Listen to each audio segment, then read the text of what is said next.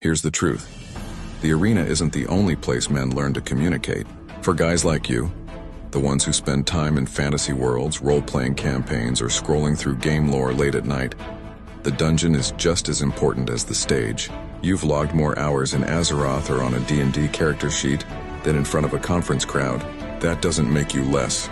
It makes you fluent in a different kind of heroism. Fantasy doesn't just entertain. It trains you. It stretches out the battles you're already fighting. The fight against invisibility, the grind to find belonging, the temptation to give up when no one notices your effort. When you look at these heroes, wizards, rogues, fallen princes, misunderstood outsiders, you'll notice they're not just slaying dragons. They're figuring out how to speak, how to connect, how to lead, how to avoid the traps of arrogance or fear.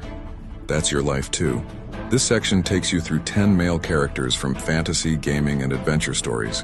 From Tolkien's hobbits to World of Warcraft villains, from D&D legends to Geralt of Rivia. Some are heroes, some are monsters, some are complicated in between. But each one carries a communication lesson you need if you've ever felt invisible, awkward, or overlooked. Because here's the secret. The boss fight isn't the dragon. The boss fight is learning to speak so people listen, connect, and follow. Frodo Baggins, LOTR. The courage to ask for help. Why vulnerability is leadership. And why admitting you can't carry the ring alone makes people trust you more. Tyrion Lannister, Game of Thrones. Wit, outsider status, and strategic tongue. How to use humor and intelligence to turn being overlooked into being unforgettable. Arthas Menethil, World of Warcraft. The fall of overconfidence. A warning about pride and domination. Why chasing control through fear makes you lose everything. Illidan Stormrage, World of Warcraft Mir, the power of challenge.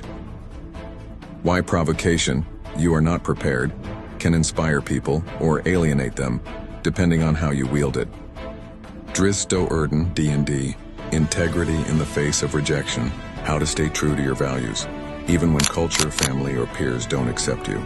Scanlan Shorthalt, critical role D&D, humor and performance as connection. Why humor is a bridge to intimacy, but also a mask that can block real vulnerability if overused. Geralt of Rivia, The Witcher. Silence, presence, and deadpan truth. The strength of understatement.